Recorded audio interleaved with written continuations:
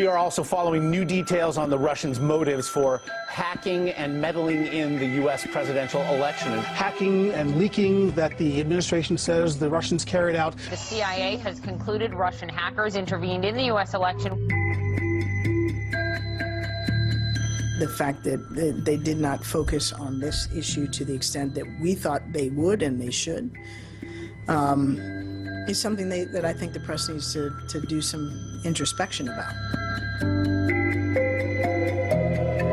Do you believe Vladimir Putin himself authorized the hack, and do you believe he authorized that to help Donald Trump? I give the intelligence community the chance to gather all the information, but I'd make a larger point, which is not much happens in Russia without Vladimir Putin. Do you feel any obligation now, as they've been insisting that this isn't the case, to show the proof, as it were? They say put your money where your mouth is and declassify some of the intelligence, some of the evidence that exists.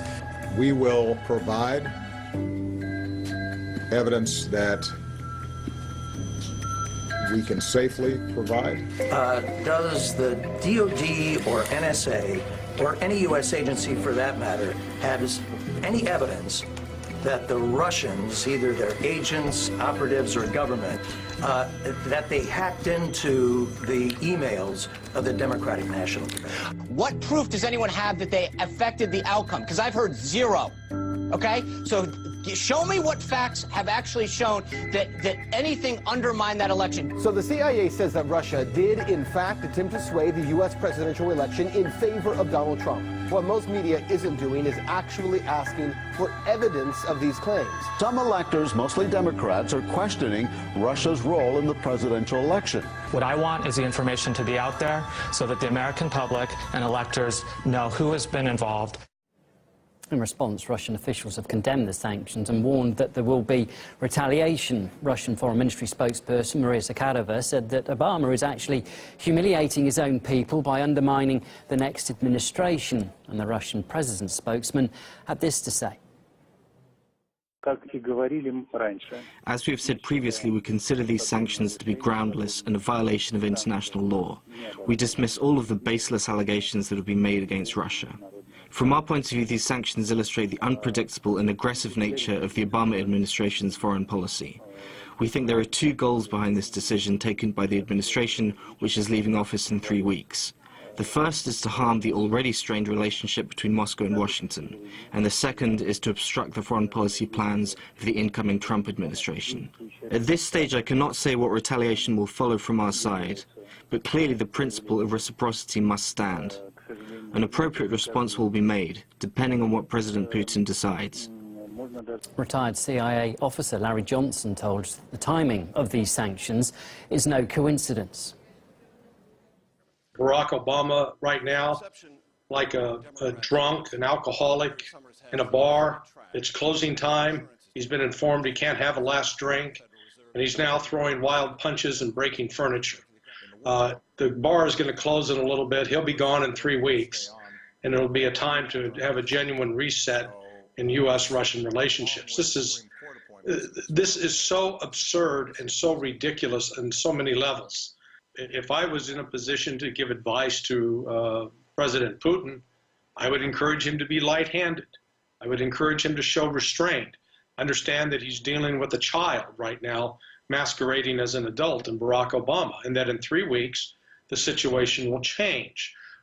There are elements in the U.S. political system, both Democrats and Republicans, who are eager to look for a justification.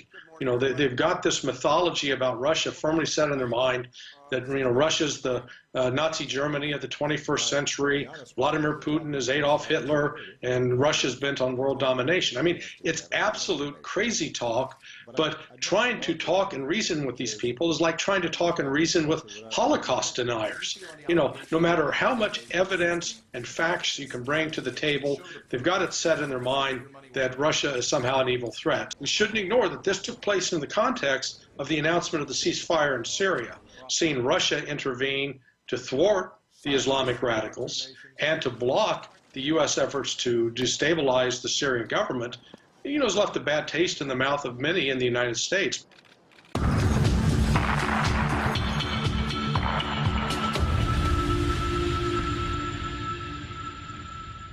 So, as we heard there, then the sanctions came after Russia managed to broker a peace deal in Syria with the help of Turkey. The much-anticipated nationwide ceasefire came into effect on Thursday at midnight, Damascus time. Well, the deal does represent a major breakthrough and gives hope for a solution to the long-running Syrian crisis. The Russian Defence Minister says 7 key opposition groups have vowed to join the truce, although groups that do not abide by the ceasefire will be considered terrorists. Russia and Turkey have agreed to monitor and assist the process as the guarantors of the deal. However, the current US administration, which had previously been considered a key player in any Syrian settlement, is not expected to participate, as Murad Gaziev explains. John Kerry and Sergei Lavrov, for a while there, they were inseparable, visiting each other, closeting themselves away in Geneva for hours, for days at a time, trying to solve the world's problems. They had their moments, but when it came to Syria, it was abject failure. Whether it was arguing and blaming each other about an aid convoy attack, the reasons for a ceasefire failure, or the United States accidentally bombing Syrian troops, they just couldn't find a common position, common ground. And eventually, Russia had enough. As for Jabhat al-Nusra, the US not only doesn't touch it, but during all our discussions, they tried in every way to formulate agreements so al-Nusra was not attacked. Of course, we can't accept that because al-Nusra is a terrorist organization, as admitted by the United Nations, the US, Russia, and other countries. Time to switch things around, mix things up. Enter the Troika, not the likeliest of A-teams, Iran, Russia and Turkey, but certainly one that gets things done. The Aleppo evacuation, thousands of lives saved, the city spared devastation. The ceasefire effort in Syria, the biggest ceasefire, theoretically, that the civil war has ever seen. Now they've got plans for a peace settlement, even a roadmap. They're now doing what the United States promised to do for years and finally separate the radical jihadists from the moderate opposition. During the last 2 months, we spent most of the time developing maps to show where the main opposition groups could be divided, information we had earlier requested from the United States. The United States just couldn't do it. They blamed Russia, they blamed Assad, they blamed the conditions. The Friends of Syria failed. The ISSG, International Syria Support Group, failed. The talks in Geneva failed. The Troika, the new Syrian coalition, is getting things done. They now have plans to expand, to grow, inviting a whole host of new nations, and noticeably absent among them is the United States, and that must not sit well with Washington. Cue the timing of new sanctions. On the same day that Russia, Iran and Turkey agree to this huge new ceasefire without so much as telling the United States, you have new sanctions leveled against Russia. Well, Kamal Alam, a visiting fellow at the Royal United Services Institute, which is a defence and security think tank, says that Washington is trying to move attention away from the breakthrough ceasefire deal. If they want to distract from the good news in Syria by putting the sanctions on the Russians in D.C. at the embassy, it's obviously very unfortunate, especially, you know, as there's a new U.S. president coming in. I mean, there could be a link because obviously the news coming out of Syria is very positive after, you know, years of negative news. The ceasefire seems to be coordinated on the ground. This is why the United States has been sidelined. They do not have a role because, unfortunately, the United States and the Europeans have been looking at the Syrian war through rhetoric and headlines, whilst the Russians have been looking at reality. And the reality on the ground has always been very different in Syria.